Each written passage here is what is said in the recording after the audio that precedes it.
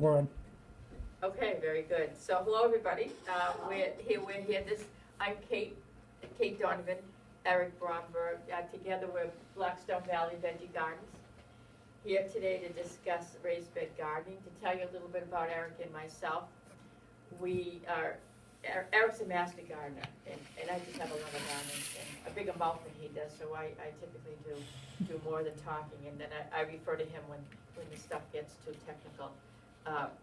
But a couple of things to know about us is, number one, we like to grow up organically when it is possible to do so. We figure if you're going to get your hands dirty and get out there and bend over and do all this gardening, you certainly don't want to have a quality of food that's the same as you would get when you buy it in Super Walmart. So we figure that people appreciate, growing things with as few chemicals as possible.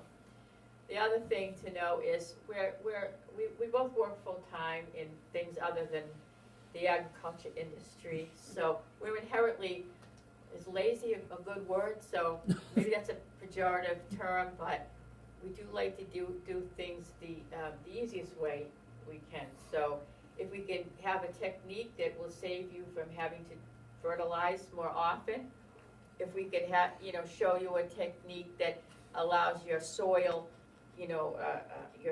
to stay moist so you won't have to water as much, and show you how to build things that where you won't have to use use a lot of pesticides. We'll do that because we don't like to do any more work than we have to. We'd rather cook and eat. I'd rather cook, and harvest than to actually, have to do more. That's called efficient. Efficiency, there you go. Yes, there you go. Efficient, okay. So, this presentation is on raised beds. We have several others, and who knows, maybe we'll be back in another time. This one, we want to talk about raised beds and why we use raised beds, and we use raised beds to reduce weeds. Before you put in a raised bed, typically you put down either landscape fabric, cardboard, or newspaper, so the weeds don't grow through. Now, that doesn't mean the weeds aren't going to blow in. If you have a fan, the higher the raised bed, the fewer the weeds that are going to actually make it. But it does reduce weed growth, doesn't stop it. But, because Mother Nature wants to take over. You take from her, she wants to take it back. So you control the soil. You create the soil. You create it with compost, etc. So the soil, the mixture you use, it doesn't get compact down. And if your soil is too heavy, it will not allow the roots to grow because roots don't grow in the earth. They fill in the air spaces, between the soil. So it prevents, the mixture use prevents the soil compaction. It also provides good drainage. We have a mix here. I'll show you the mix. It also reduces pests, slugs, and snails. They just love the cabbages and other pests as well.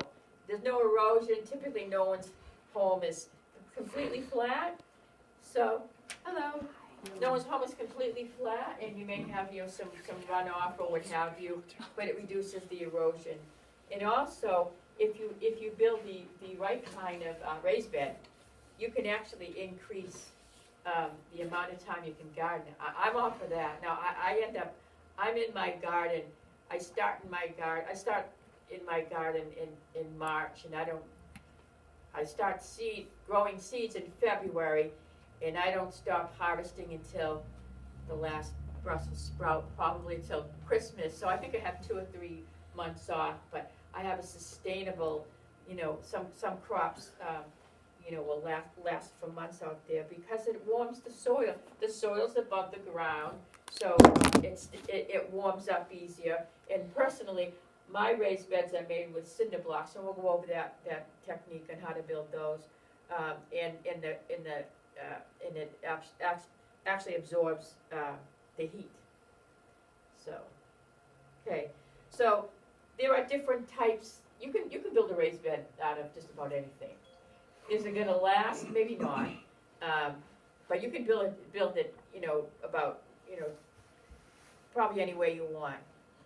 But a lot of people use wood, and a lot of you want a sturdy wood. You want a wood that's going to last. The soft pine won't last that long. There's a thought, you know, people. I've done a lot of soil testing. I go to people's homes and test the pH and the chemicals in their soil to make sure that they have enough to grow a garden. And I see some people with the old pressure treated wood, but the old pressure treated wood is actually made with arsenic, and the plants can actually take it up.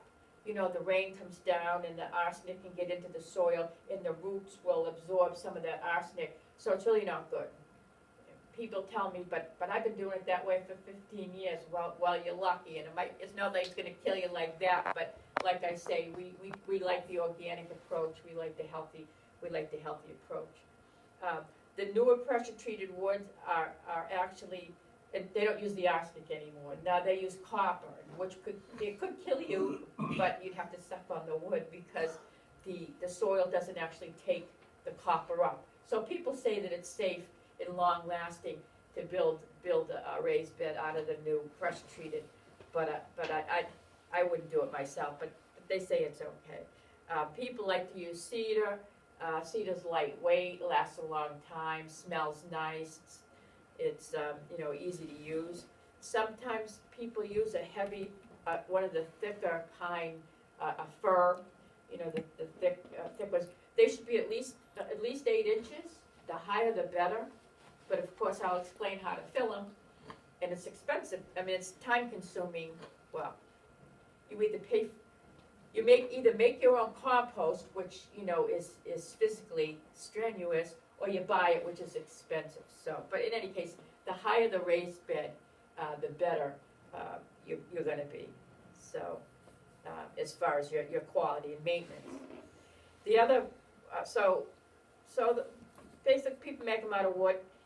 Mine, and you'll see some pictures that look like mine. I did mine out of cinder blocks, and I have 5 of them. They're 12 feet by 4 feet. Raised beds should always be 4 feet. No, they can be less, but not more. They're 4 feet because you want to be able to reach without stepping, because that's why you have a raised bed, to keep the soil nice and fluffy. You don't want to have to step in there. So you want them no wider than 4 feet. No more than 4 feet, and they can be as long as you want. They can be from here all the way to Oxford or Sutton or what have you, as long as they're 4 feet. But I use the cinder blocks. They were $1.48 a piece. I ordered them by the pallet at Home Depot. Not that I'm not putting in a plug, trust me. They're inexpensive, but boy, were they heavy to put in. So it's a one-shot deal. Cinder blocks last forever, right? So that's what I did. And I also have, I start all my plants from seed. So because I do, I have not all seeds are viable. So some I end up with extra because I always anticipate, losing some. So anyway, I take the extras, and a lot of times I plant them in the cinder blocks because, I have extras, and so there's 2 holes in the cinder block, so I fill it up. It seems to work for me. Some people build them out of brick, as long as your earth is flat. Some people also use steel or aluminum. Those last a long time. They don't have the benefit of the warmth that the cinder block or even a wood would provide. But a good galvanized steel, something that doesn't rust. So, oops. All right. So to fill them up, that's the benefit. One of the benefits of a raised bed is that, as I said, you get to create that nice soil. So what I fill mine with, and this is not rocket science. If you didn't have any vermiculite in your soil, or perlite in your soil, it's not the end of the world. But let me tell you these ingredients and what they're used for. The first is, of these 4 ingredients, the first is the one that provides the nutrition for the soil. And it is better to feed the soil because compost as a soil amendment as it is to use a fertilizer, because a fertilizer just feeds the plant. Compost actually feeds the soil. It's sustainable, it's longer lasting. So, and I'll show you how to make the compost as well. We'll go over a little bit about that. I have a whole other presentation on composting. Everybody should compost. There's bins and that you can put your compost in. You can have a compost pile. There's a million ways to do it. So the next ingredient is peat moss. You buy the bales of peat. Some people tell you peat is not sustainable, but I use it. The peat we use is harvested from Canada, and it's more sustainable than the kind they have over here. But in any case, it's not quite as. A lot of times, instead of using peat moss, people use what they call coconut. Has anyone heard of coconut coir? Coconut coir comes in. Well, it can be fluffy too, but that's super sustainable. They certainly don't grow it here in Massachusetts, but you know, coconuts are everywhere down South Florida, what have you. So a lot of people, instead of using the peat moss, use a coconut coir. And what that does, it's very light and airy, and it gives the roots plenty of room to because if it's too hard, the roots are either gonna suffocate or they're gonna twirl around each other and kill each other off. So they give the roots a place to sprawl. But in the peat moss is also, I'm not sure, do you know the pH of coir? I think it's around 5.5, yeah. So the peat moss is also fairly acidic, and your gardens like it to be a little bit on the acidic side, as opposed to the basic side. They like it fairly acidic. So put some peat moss in there or some coconut coir, same basic thing. And it has very little, if any, nutritional value. This is where you're getting the nutrition from the compost. The vermiculite is an inorganic material. I have perlite there, same basic thing. You put it in. It's those little white specks in the. You ever buy potting soil? It has those little white specks, and you look at it and say, somebody's putting styrofoam, and that's what it looks like. Little things of styrofoam. The vermiculite looks like styrofoam. The perlite is harder. It's more of a rock, but it does the same thing. But when that's sprinkled into the soil, the roots don't clump up and just they grow around the little pebbles. So it helps them feather out and grow. And the reason I like topsoil is topsoil actually has some rock in it, as opposed to the compost that you make. And as I said, we'll go over that. The compost that you make is made of your kitchen scraps, your grass clippings, your leaves, your garbage from your house, your coffee grounds, your eggshells, etc. Whatever you put in, it's all organic. So it actually evaporates and it packs down. And but the topsoil seems to withstand a little bit because it's got real rock in it, more minerals in it. So it has a little bit of nutrition, and I add a little bit of topsoil in there as well. So does anybody have any questions? Do you layer that, or do you mix it all? No, I mix it in. Okay. I mix it in. So I actually mix that once I have my compost ready. I basically mix that year's worth of compost from the compost bin. Throw some peat in there. Throw some perlite in there. Throw some topsoil in there. But I do want to show you. Well, no, not yet. Not yet. I do want to say, you asked about whether you layer it or mix it in. Should mix it very thoroughly, especially if you're going to use peat moss, because peat moss does not wet at all. And if you let it sit on the top or you don't mix it in well, your water just puddles. And you can be waiting from now until the end of this millennium for it to soak in. Okay. Yeah. So make sure you mix it in well. Yes.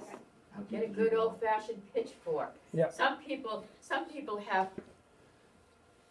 When I was a kid, they used to do the lottery I think maybe when they first came up with it, and they'd have this big bin and you'd open it up and they'd go in and pull a number out. Does anyone remember that kind of contraption they had on TV? Well, they have compost bins that look like that, and you just roll them. They stand up and you turn them once in a while. I have a pile in my yard, and I have a pitchfork in my yard, and I just go in. That's why I have my boots on. So So that's the way I do it. So anyway, let's talk about compost. And when you have when you use these ratios of nitrogen and carbon, nitrogen is known as greens, carbon are known as browns. When you have that appropriate configuration and you have some water, your compost is actually turns to this. This is my compost. And I dare you all to smell it. Just seriously, because you think it doesn't smell like my old rotten tomatoes. But pass it around, seriously. Let me here we go. Here we go. It literally turns to black gold is what happens to it. So nitrogen. The greens. You have table scraps. Oh, excuse me. No, not table scraps. Stable scraps. A little bit different, right? Horse manure, rabbit, pig, goat, chicken. Not anything that's a carnivore. So don't put your dog poop or your cat poop in there. Just a funny story about that. I had a friend of mine. I told you I was testing a lot of people's soil, and this one friend of mine. She's not a big gardener, but I tested her soil, and it was absolutely perfect. And I said, I've got people that have been gardening for 10 years, and their soil is not as rich as yours. What are you doing? And she does daycare, and she says it's the bunny poop. So the bunny poop, it doesn't burn, it's not harsh. So anyway, manure is always a good thing. Fish meal, blood meal, you can buy those, organic amendments. Cottonseed meal, alfalfa and pea clover, these are expensive things. Garden waste like weeds as long as they're chopped up. Coffee grounds, algae, seaweed, moss, hair actually you can put in there. Kitchen vegetable scraps, grass clippings, without no chemical fertilizer. If you're going to put the Scott's, stuff on your lawn, do yourself a favor. As we said, we like to grow things organically. But so all that being said, the majority of the greens that I use are simply kitchen scraps, including coffee grounds and eggshells, and grass clippings. You don't have to buy. I mean, you want to go ahead, but you don't have to buy expensive alfalfa powder, and you don't have to do that. So the carbons are browns. They're already dead. Straw, dry leaves, and that's what the people from the UK, basically, you'll hear them talk. They're big gardeners, big gardeners, and they talk about what do they call it? Leaf mulch, leaf mold. What they do is they make their mulch their compost basically just out of ground up leaves, and it's fine. It takes a while, but it's fine. Untreated wood chips, shredded newspaper, rip it up, cardboard, dryer lint. Don't waste your dryer lint. Use it.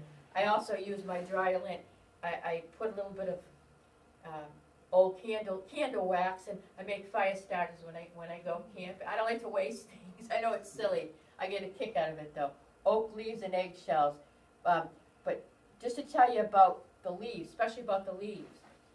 Mother Nature has a way of trying to preserve itself, and so it doesn't want. So a big oak tree doesn't want all these little trees vying for resources. So when it lays its leaves down and they get wet, they act as a shield. They don't compost because you have to grind them up. So you have to run them over, with your mulching mower. Or that's the best way, or they'll take forever. Or the other thing is, if you do leaf blowing, most believe it or not, a lot of people don't do it, but there's a reverse cycle, and there's a bag, typically a bag that comes with it, where you can grind it up and make your own leaf mulch. But everybody should, and any kind of vegetable scraps you can use. Not meat or bone or anything. Let me show you what you shouldn't put in there. Ashes from coal or charcoal. I'm not sure why, but that doesn't mean not ashes. Wood ash is actually good. It's full of potassium. Cat litter or cat or dog feces because that contains some kind of bacteria. Fish, meat, or bones will not compost well. It will take forever for it to break down. Fats, greases, oils, that as well will take forever.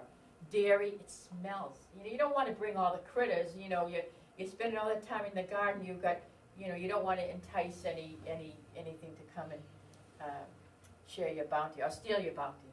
So you don't want to use any wood sawdust or wood shavings from anything that resembles anything chemically treated. Like I say, the arsenic or what have you. And if you don't know, if you're buying some wood at Home Depot and you don't know if it's chemically treated, just not a good idea to use it. So those are things to avoid in the compost. I do want to send these around.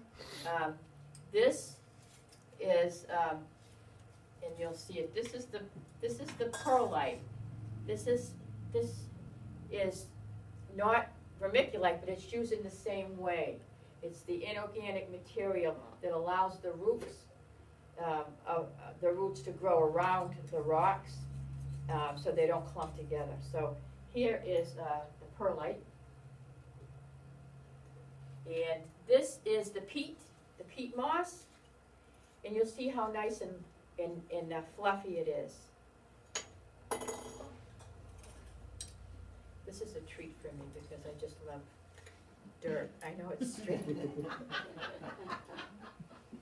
Seriously, I've done so many wonderful presentations on herbs and all that, and my favorite one that I did was on the composting. Kind of looks like wet rocks. Yeah, it is a rock material.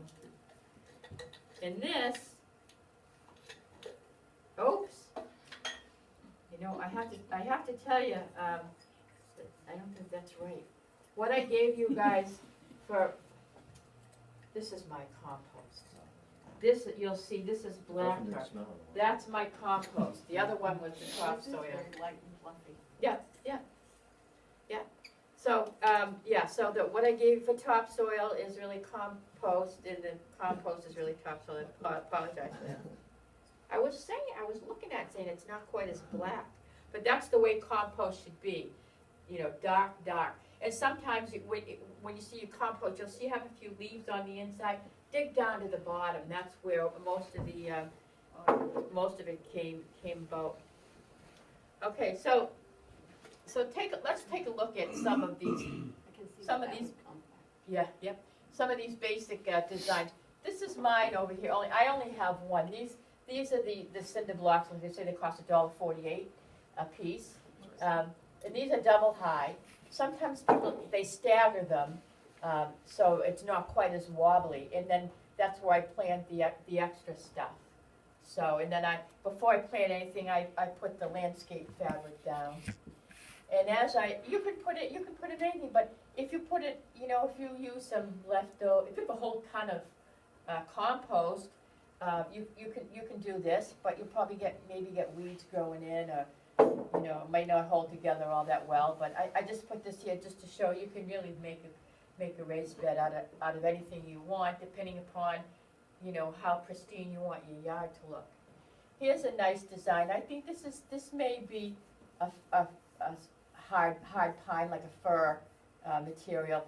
These right here are rebar, and it's not really that difficult to make. The whole thing is they have the mulching material. You notice they have the grass won't grow in the way they have them made.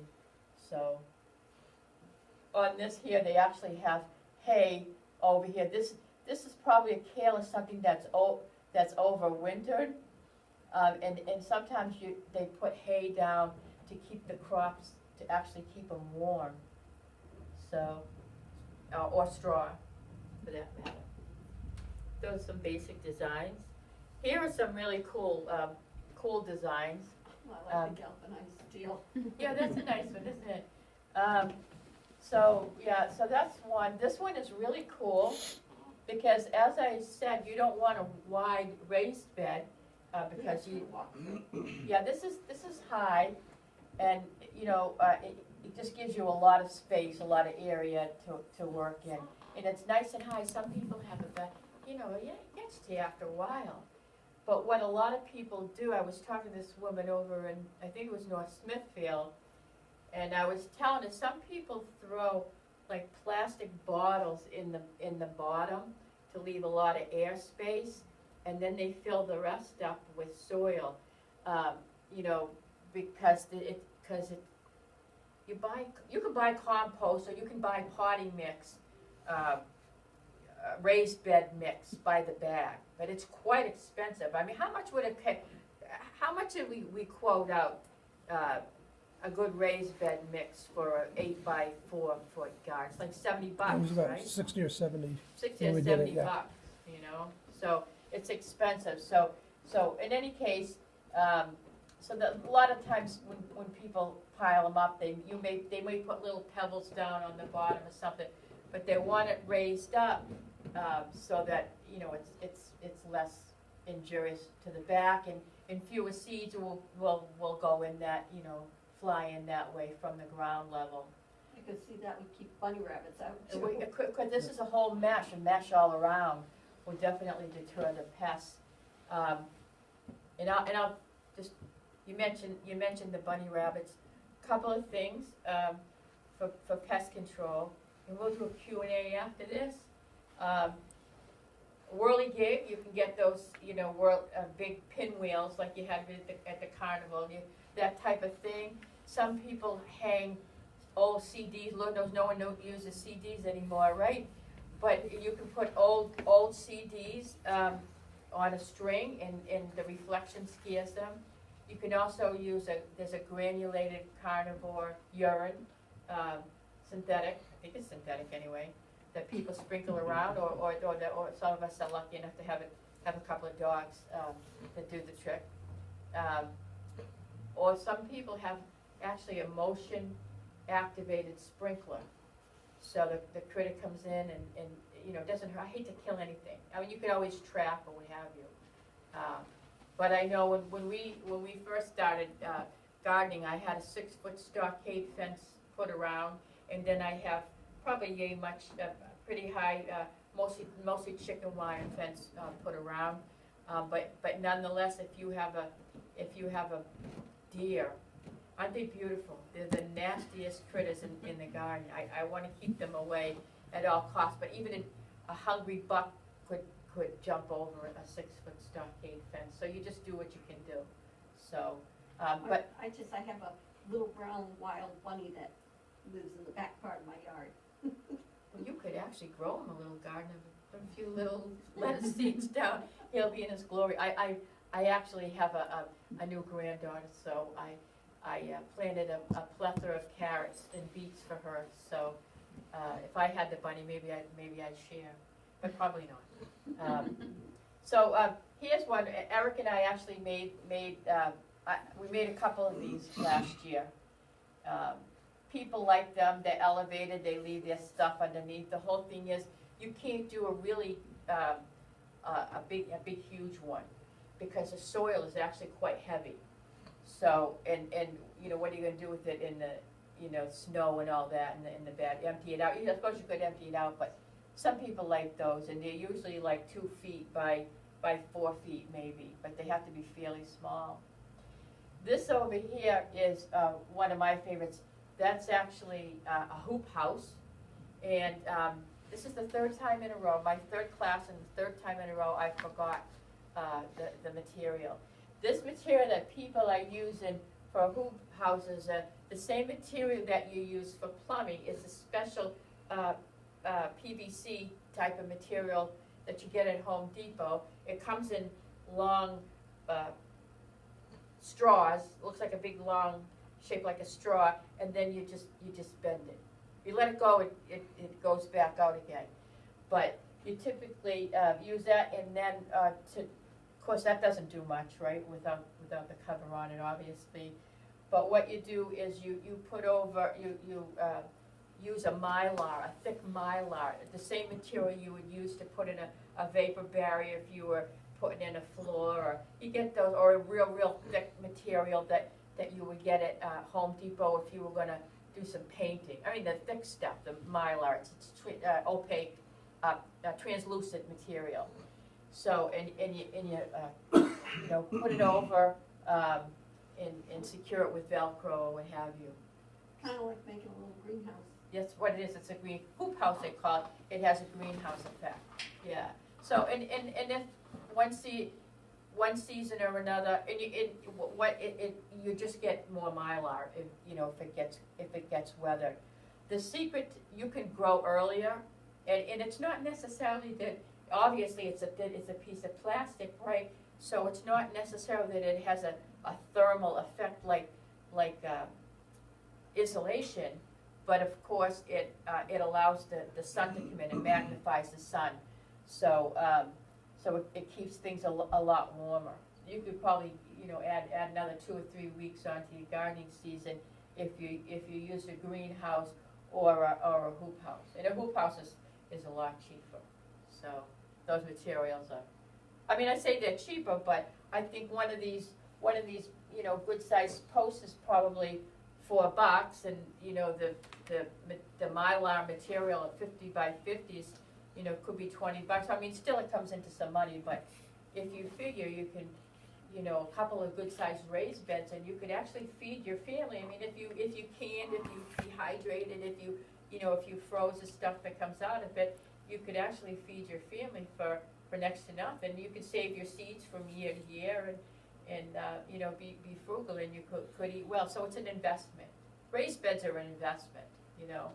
So the other thing to be aware of when you use these raised beds, the hoop houses, is what are you growing in there? Are you going to grow some corn in there? You grow, you know, some corn, you know, grows like this, so might not be the good choice. Now there's tomatoes, there's patio tomatoes, you know, the smaller, more compact varieties that grow 3 feet tall. Or there's big beefsteak. I was telling you about the pink brandywine, the nice beefsteak. They keep growing until a hard freeze. So they can grow to be 7 feet tall. So in order to use a hoop house, or really anything, you know, any kind of garden, it's best to plan it out, and you know, just to be cognitive of where the sun is and all that kind of stuff. But especially wary of something that's, you know, not going to fit. So, but those are some deluxe designs. So, okay, let's see if I can get this to play. I can't. Let's look at this. Can you see on here how we saw a picture of a raised bed, cinder block raised bed, where they had two cinder blocks high, and they were stacked. These are staggered. So let's just watch what they did, okay? And thank you very much, Justin, for showing me how to do this. We've been struggling for over a year trying to get that to work. Okay, where's the sound? Uh-oh, error. Now we don't have sound. That's not good, is it?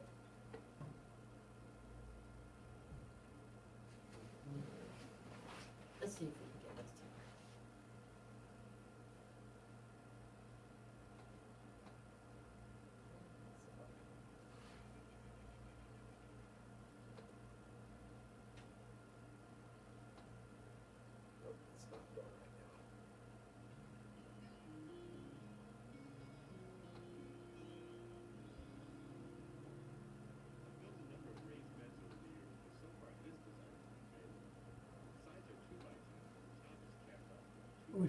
You sure that previous presentation has sound, Kate? Because this one seems to be okay. Yeah. It's not coming through the speakers. Oh. That's all right. Well, it is, it's just, Oh, it's coming through the speaker? it's very dim. Element base bed. Oh. This bed sits on top of the ground, which minimizes the amount Oh, of let's contact Just with needs the to soil, jiggle. and therefore reduces runoff. Let's do this again. The fewer surfaces in contact with the soil, the better. Right. It's beds over the years, but Oops, so far this bear with me. design,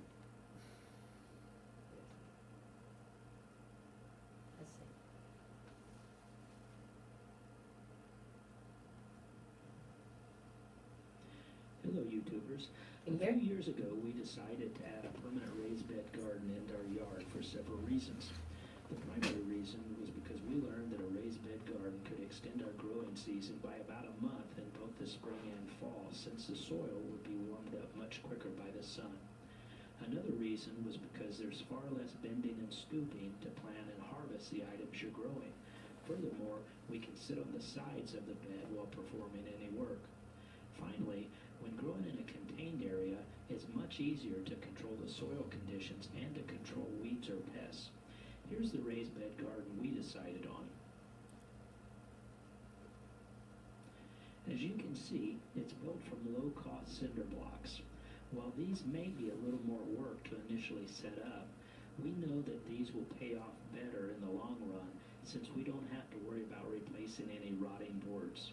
In addition, it also allows for us to add a couple additional features like a hoop system for attaching shade cloth or a plastic cover. The dimensions we decided on provides us with a 4-foot wide by 16-foot long growing area. The width should allow us to be able to reach the center from either side of the bed, while the length should allow for us to grow just about anything we want in this garden. We'll post a materials list below this video in the comments area, but for now the materials we use for this project include 32 16-inch by 8-inch by 4-inch solid concrete blocks. At the time of this posting, we purchased these for 88 cents each. We'll also use 64 8-inch by 8-inch by 16-inch regular cinder blocks. And those I were went to the about wrong 88 place. cents each at the time of this posting. Now, when you buy your concrete blocks, also be sure to get 8 corner blocks. We'll also use several bags of sand and gravel. That'll be used for leveling things.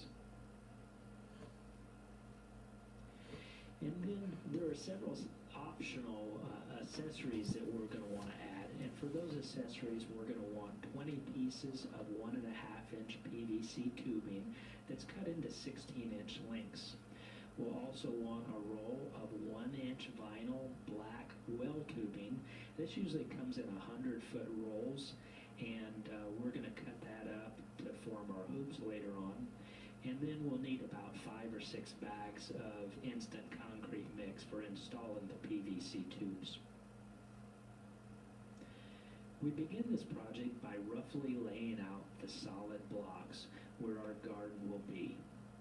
When we lay out the blocks, it's best to align them with the long sides of the bed oriented north and south.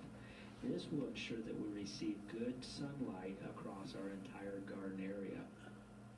Once the blocks are roughly laid out, I ran a string line down each side to mark the area. After that, it's important to find the lowest spot, since that's where we're going to begin setting the first block. I used a transit level for finding the lowest spot in my yard, but you can do this with a regular level or even by using your eyeballs. Most people use their eyeballs. The idea is to start in one corner and just work your way around the base, digging wherever necessary, and then using the sand and gravel for making the blocks level with each other. After getting the block in place, be sure to give it a few good whacks with a rubber mallet to ensure that it's settled properly. Over Now, time, it's extremely important that you take your time setting the first row of blocks. Yeah. If this row isn't leveled perfectly, the entire wall will be kind of whopper-jawed, and you'll probably not be happy with the final project. Otherwise, if you get things right, you'll be happy with your work for many years to come. After getting the first course of solid blocks just perfect, it's time to add the first row of regular cinder blocks on top, being sure to alternate the seams between the solid blocks. In other words, no two seams between the 2 layers should line up with each other. There's no need for concrete here since we're simply dry stacking the blocks. This process should be fine since we're only going to stack things a few blocks high. After getting the first row of blocks in place, simply stack the second and final row on top, again staggering the seams. The main bed is now complete, and we only have a few steps left to complete things. So far, we're looking pretty good. Since we have a problem with chipmunks and moles in our area, we chose to also install a layer of hardware cloth screening in the bottom of our A lot of bed. times people do This stuff that. is pretty expensive, but we wanted to use That every stuff's ounce of chipmunks come right precaution out available to protect under our the bottom garden of and to your get yard, things right so. the first time. This step is completely optional if you build one of these yourself.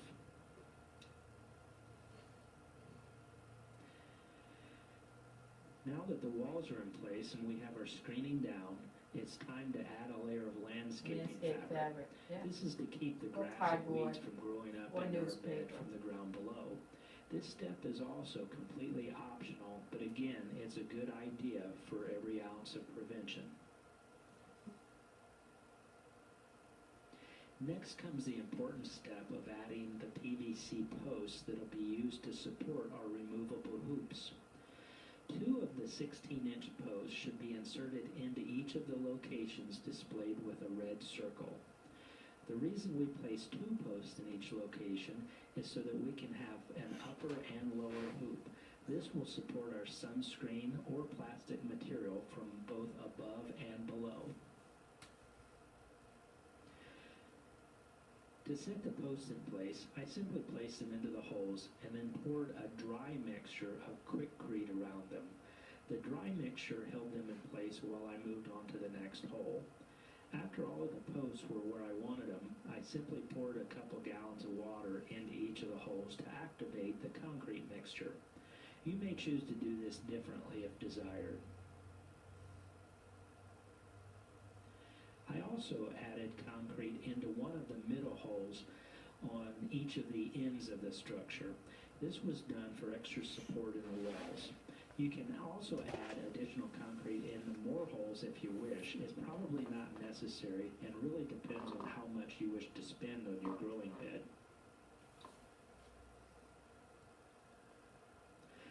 Our bed's now complete and it's time to begin adding dirt. When we went to the local nursery in our area, we purchased something they referred to as a garden mixture. It was actually a mixture of topsoil, compost, and manure. Now, if you build your bed the same dimensions as ours, you'll probably need about 4 cubic yards or 107 cubic That's a feet lot of of bags. soil. Believe me, It's it's a also lot best of to add bags. a little bit of extra soil since it will settle somewhat over time. Note the standing water and mud in our yard around our new bed. To remedy that, we repurposed some old landscaping timbers and added a good thick layer of mulch around the bed.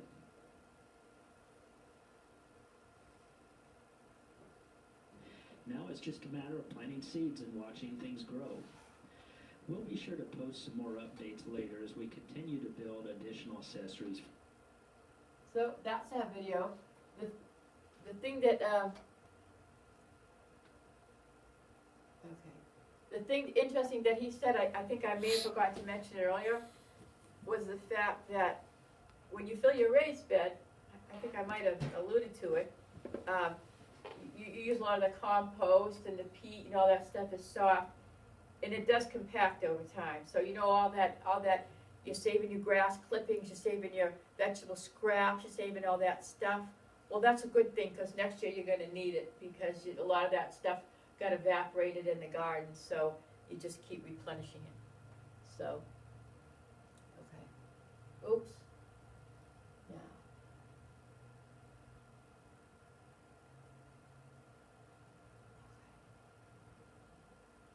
This is not the slideshow presentation. Somehow I got out of it. Beautiful. On the little book icon, it'll take you back to the reader view. Ah. There we go. Okay. Here's one more. Okay. I like this one, and I like this one because you see this board here? This is a nice little area you can actually sit on, rest on. There's one thing, I'm always losing my tools. You know, you have a little trowel and all kinds of stuff, your seeds, and so, anyway, let me show you. This one isn't a very long one, so. And he did it in wood, and he used basically the scrap stuff that he had around the house, so.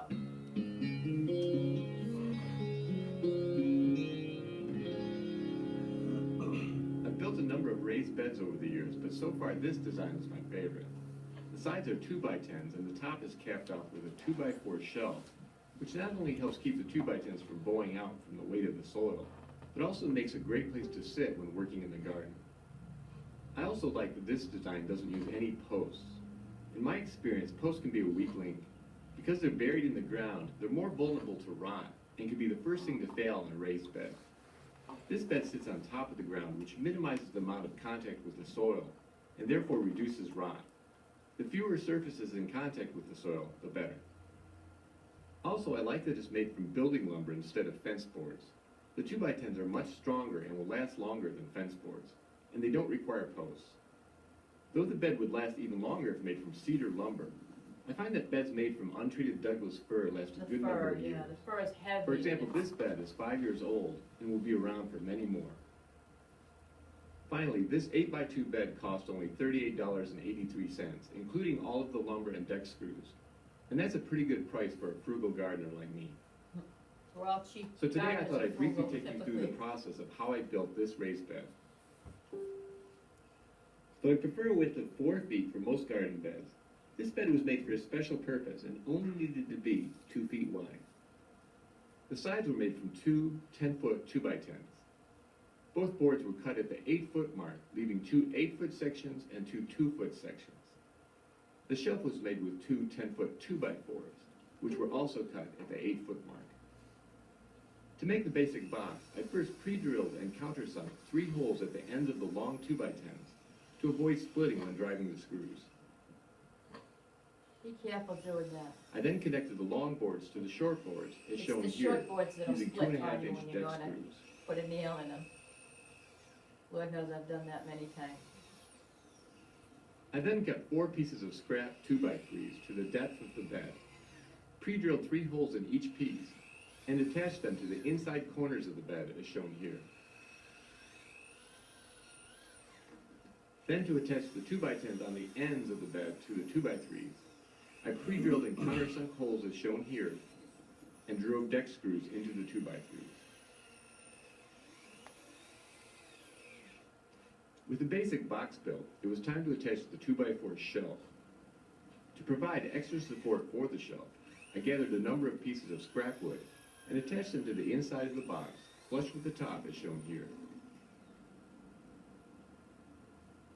I have most scrap wood. I hate to throw it away, so I'm always saving pieces of I pine. then laid the 8-foot 2x4s in position and pre-drilled and countersunk holes every foot or so, and drove deck screws into the sideboards and the scrap supports.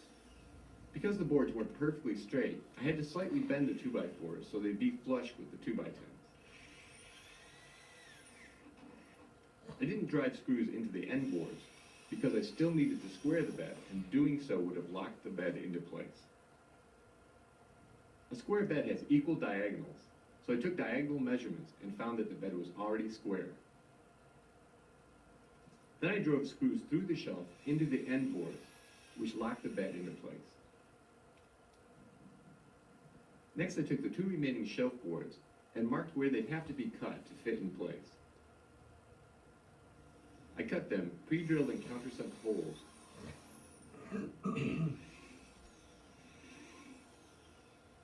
and attached them to the bed with deck screws.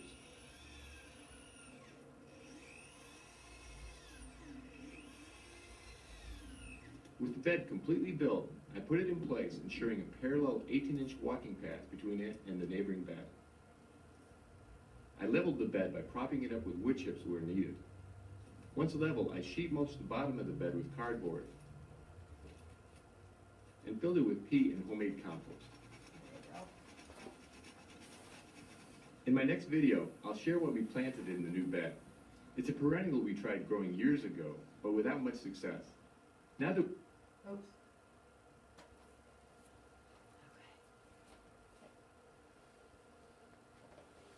So that's one other approach. Oops. Oh, I'm done with those.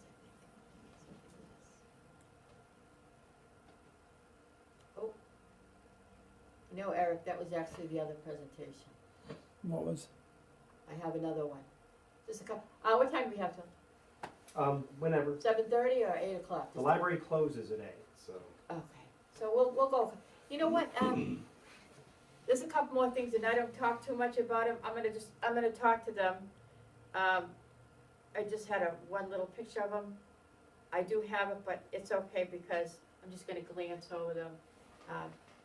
Couple of techniques that people have been using, I've been hearing about them, I haven't really done them myself. I don't think Eric has either. But and I wanna know if one of you has. Has anybody ever done the square foot gardening? Tell me how you liked it. I didn't really see a huge benefit with it. So square foot gardening is used, you take your raised bed and you know what, you take your raised bed and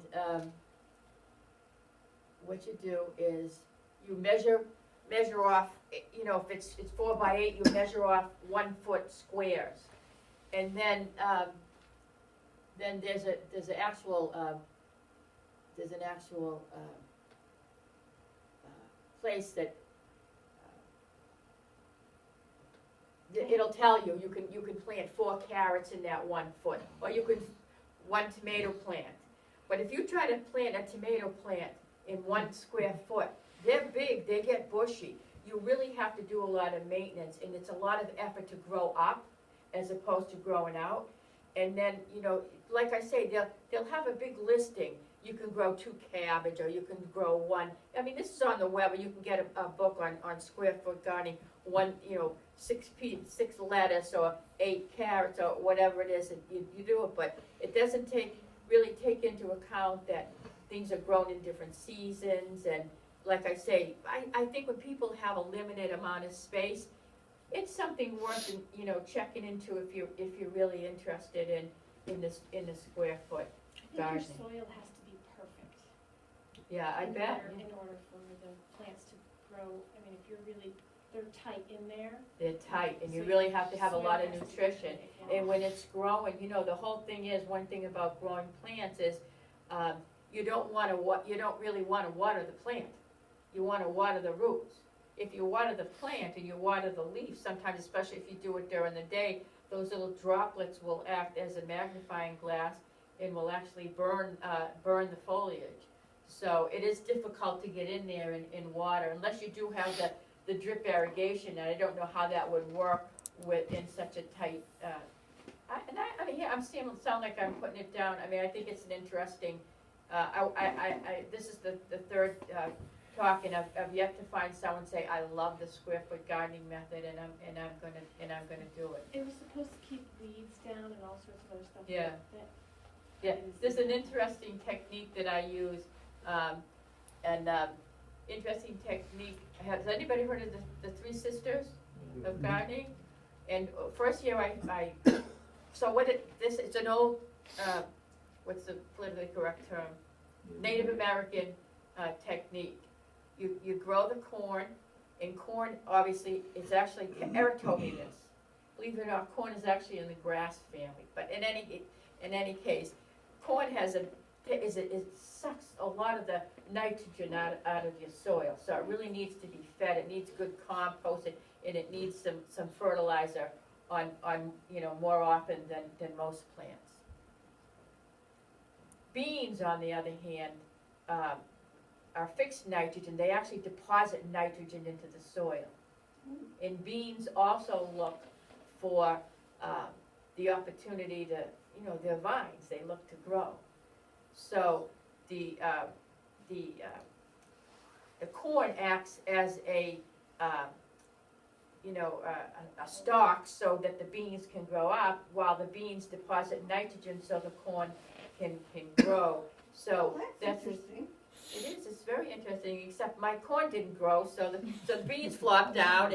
But anyway, so I fixed that. I fixed that. Anyway, the third sister is from the squash family. Last year I actually used melons, which is fine. Does the same thing, but I think the squash would even work better because I don't mean the squash like the zucchini that comes up on like a bush type of thing.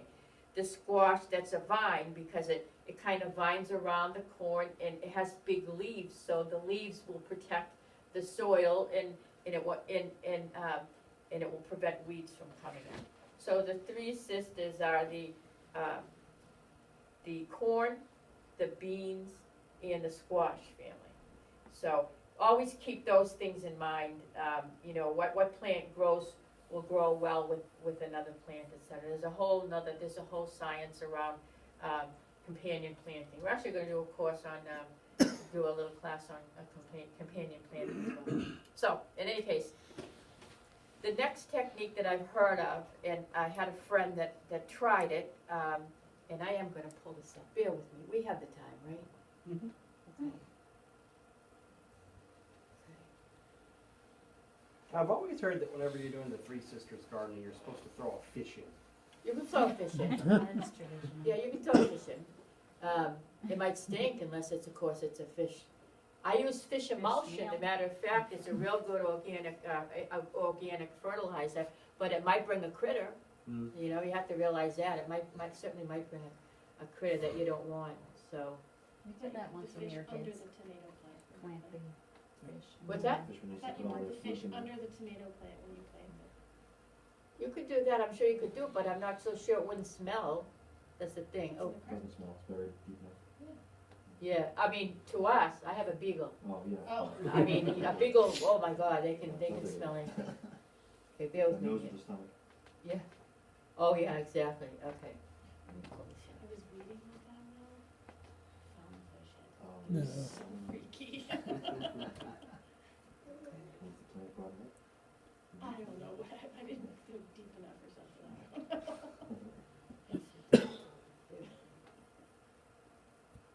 Ah, ha, ha. Here we go. There it is. This is what they tell you to do. Well, a squash, summer squash, it's okay, because it grows on, they say a bush, but it's a smaller, more compact vine. Peppers you could grow. Sweet potatoes grow in a vine. So in order to get them, sweet potatoes grow, and then the vine goes, and then the vine parks about 8 inches, and more sweet potatoes grow down in the ground, and then the vine grows another 8 inches and more. So to try to grow that, you know, to get the full beauty of a sweet potato, that's not really the way to do it, in my mind anyway. So anyway, that's the square foot gardening. This is what I wanted to. Has anybody ever heard of this? Mhm. The lasagna gardening method. Yeah. What is that? Well, this is what they say, and like I say, my friend was gonna try it, but, so, you have it, this is and you can do this in a raised bed. Here's your surface, and then you see a lot of people, as I explained, put the cardboard in the, or the paper, or even landscape fabric down here. Then the straw or the leaves, which is the brown, the carbon, and then the food waste, and some kind of manure. And then you don't usually have garbage and manure in such quantities that you could actually do. But in any case, the thought is that once you build this garden, the thought is that you don't have to till it, and you just plant right in it. How well it works, I'm looking for any of you who have ever done or heard of the lasagna garden. Nothing, huh? Okay. So, all right. So, hopefully I have spawned some thought and some ideas. So what questions do you have? So a lot of times, Eric and I learn more from these little classes than probably any of you. So we have a lot of feedback. So tell me what you're growing. Tell me questions that you have, and what we can help you with. Do you Please. have trouble with voles in the raised beds? Excuse me? Voles? Voles. A vole is those little tiny little Not rodent like type of things. voles, but yeah. Yeah. We have terrible problems with voles. But I don't know if they would dig up into it.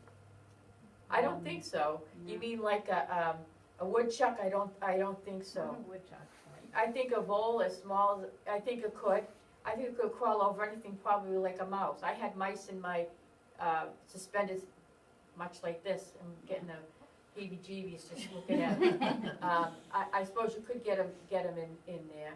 So, what would you do for mice in the garden, Eric?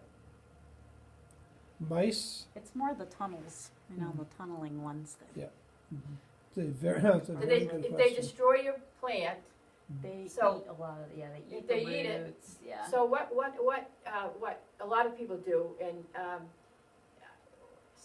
there are some organic remedies. One of them is you take and you put a little bit of a soap, Dawn, it's not organic, you can get organic soap. Put a little bit of dish soap in some water, some vinegar, and some cayenne pepper. You gotta get the right, quantities in the recipe. And you put it in one of those, you know those pump sprayers that you Yeah. do your deck with? Pump it up and spray it because most critters do not like the cayenne. It'll burn them. For other things such as other bugs in the garden, pests as well, obviously, what I do is I take a diatomaceous earth. It's a powder, it's organic as well. They have diatomaceous earth people use in filters in the pools. But anyway, this is a food grade kind, and it's a very fine powder, and I squeeze it out in a ketchup, one of those ketchup bottles that you buy for $1.99 or 99 cents at $1 at the dollar store, right? Sprinkle it on there. The bugs ingest it, and they will dry up. They won't be able to take in any water, and they'll shrivel up and die. So those are a couple of remedies for pests in the garden. So my problem is squash borers. Mm-hmm. So I don't know that anything, they're inside the plant, so how do you get those? How do they get inside the plant? I mean, how do you treat it once you know that they're there? And that's why I created the raised bed in the first place, was thinking I'm starting from scratch. Try the diatomaceous earth and spray. The whole thing is, I think it's a beetle, you say? It's a beetle? It's a squash borer, so Squash, it's it's a little worm. It goes inside Yeah. the plant and kills it one leaf at a time. If you're really feeling adventurous, what I've actually seen people do is cut off where you'd be able to see at the soil level where they've actually split the vine and gone inside. Cut it off, dig it out, actually dig the worm out, and replant it.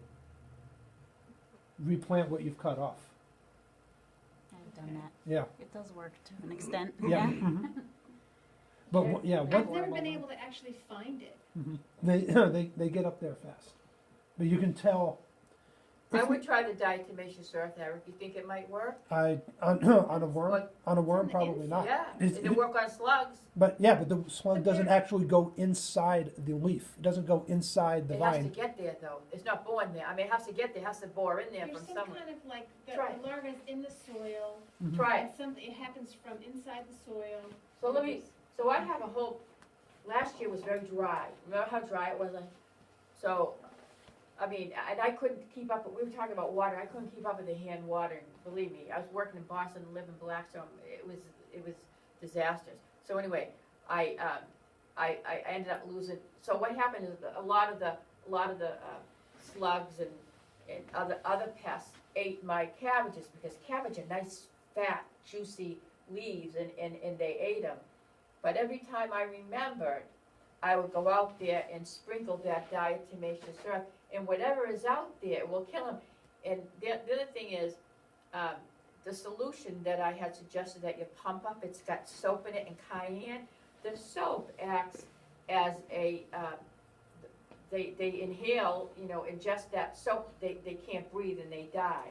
Or you have soap, it's kind of slippery and they actually fall off the plant. So you're killing them physically as opposed to killing them chemically. I don't like chemicals, like I say. The only thing is if you use diatomaceous earth or you use that soap mixture or anything you use, you have to do it every time there's a hard rain because it washes away. A lot of times a lot of people have problems with tomato hornworms. You ever see one of those big, long, Yeah. nasty critters? I tell people to use diatomaceous earth and sprinkle it on, or neem oil is another thing that's good for, it's a fungicide and insecticide people use. Eric tells them to pick them off, so, I have too many plants to pick them off, so, but neem oil is also good for some critters, or the diatomaceous earth, or that soap mixture. You know, just keep trying until you find something. If you're not failing at something, you're not trying hard enough, because basically that's how we all learn. Everybody's garden's different as well. So it's so funny. Eric and I trade seeds a lot, and it seems like every year I have a plethora of peas. I love growing the sugar snap and the shell peas. He can't grow them to save us. Lettuce, I grow lettuce like a weed, but his cabbages are big, huge, and fat. So everybody's yard and everybody's little mini environment is a little bit different. So, but keep trying. If you give us your email, I can feel free to we left our cards here. Feel free to email us with any questions, and we'll send you the links. And if you want to email us, I'm telling you what to use, but I don't know the exact concoction. I know I have it somewhere. I can reference it and send it off. Send it off to you. So, any other questions? Do you use any kind of mulch or have access to free wood chips, like from a wood chipper, or grass clippings, anything like that, to keep the weeds down, or? Yeah, that's good stuff, man. So, yeah, I use mulch is great. What kind of mulch? It's wood chips. Wood chips, It's not yeah. hard mulch, Wood it's chips will turn. fresh wood chips. Yeah, fresh wood chips. Those are good for keeping weeds out of the way. You saw the way the hoop house was, and it had mulch around it. You can certainly use wood chips around it. Eventually, you know, in a few seasons, that'll turn to mulch as well. Yeah, that's good stuff to use. Yeah, and the leaves, obviously, those are good in the compost as well. So yeah, that's good stuff. I would use it certainly. Yeah. You can come get some. I do have a lady. Matter of fact, I have to get the information. She's kind of fallen on hard times. Her husband was in an accident. She lives down in Dudley, and she has the best. She has mini horses. I guess they're not ponies. They're actually mini horses, like yay big. And she's got seasons worth of old horse manure. Every once in a while, they go in and they take, I don't know what they use, some kind of a backhoe or something, pull and mix it all up with the ground. But it's absolutely beautiful My stuff. boss used to get some Southwick's zoo poo. Oh, I yeah. don't know if you can still go get it, Wow. but you used to be able to get it from Oh, zoo. no kidding. Yeah. That's interesting. I don't know if I'd like that. I don't know if I it would don't know be. what's in there. Yeah, no, it's supposed Lion poop, but- Yeah, there you go, yeah. So, so anyway, I told her, I said, you should bag that up, let me know, sell it for $5 a bag, and people love that stuff. So this horse manure and cow manure, someone once, a couple of classes ago asked Eric and I which one was better. I guess I always thought the cow manure was, because a cow has 4 stomachs, and if it ingests that grass, by the time it wastes the material out, it probably won't have any viable seeds left. So, and Eric had heard that, I guess the horse manure was higher in nitrogen, right? Mm-hmm. Yep. So, but anyway, it's all good stuff. Now, is that what you're using your compost and then put it in the garden in the spring, or would you add it during the season? I'm gonna, so, put your email down there, and I can send you the presentation on composting. Basically, you should have more than one compost pile at a time, because if you do it right, and you have at least 2, if you do it right and you have the right amount of greens and browns, aka nitrogens and carbons, that compost pile, if you were dumb enough to put your hand right in the middle of it, which you probably wouldn't because it was gross, you'd also kind of burn it because it gets 140 degrees. So if you're doing it right, you actually see the, when you look over a toaster, you can see kind of it's kind of wavy. I've gone by piles in people's yards and it looks like smog coming off. Yeah. So that's you get a good compost pile, and it's real, I'm sorry, what was your question? You had a question, right? Do you, just compost it and then add it during the season, or do you? No, well, just yes, leave I at add the it beginning of the when season it's a you're- year old, I'll use it, and they say to put, coffee grounds and eggshells in it and all that kind, but I don't. I basically, my compost is old lettuce and old vegetation, scraps, and leaves and grass clippings, and the eggshells and the coffee grounds. I actually use it as a like a fertilizer when I'm actually planting. So really, you don't need to get. I know it says alfalfa and powdered pea proteins and all this kind of stuff. You really don't need to do it. But what you could do though is, at all these stores, I don't know, do you have any like farming type of stores around, like an Agway or something, or you must have a Lowe's or a Home Depot, some, yeah. So what they have is, they do have these little kits where you can actually measure, you know, the nutrients in your soil. If you buy bagged compost, bagged raised bed mix, it's expensive. We're all frugal. That's why you garden. You know, one of the good things about gardening, you want to see you can do it as cheap as you can, but and you have to replenish it. But but you know, it gets kind of expensive. So yeah. So with that, you don't use liquid fertilizer then? Just compost? So, yeah, so the eggshells, see, so anyway, you get a kit and it tells you the three major nutrients in the soil, the nitrogen, phosphorus, and potassium. And I guess it's a little bit tricky because if your soil was low on nitrogen, you'd have to know what to do, which is you probably add some, what would you add for nitrogen? Some manure? Yep. You'd add manure. If it was low on, if it was low on potassium, you could add some wood ash. If it was low on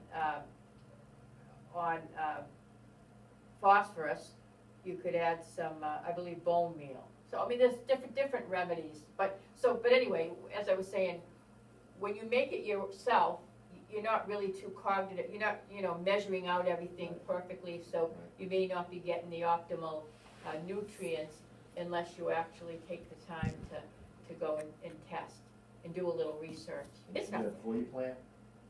Yeah, before you plant in your bed. Like now. You have anything growing now? No, go in the house. Tomato seeds. Oh yeah, good. You should have.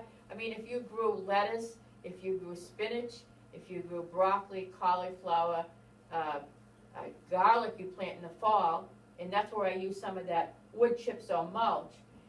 But if you use fresh wood chips, it tends to draw some of the nitrogen out of the soil, but does keep stuff nice and warm. Yeah. Any other questions? Oops. Any other questions? All right. Thank you. So if you would, please, if you want to leave us your email. Oh, Eric, do you have a pen? I did not bring a pen. This is a library. Oh, yeah. We come prepared. I could talk about gardening forever. Well, I'm a virgin, I'm trying to learn about it.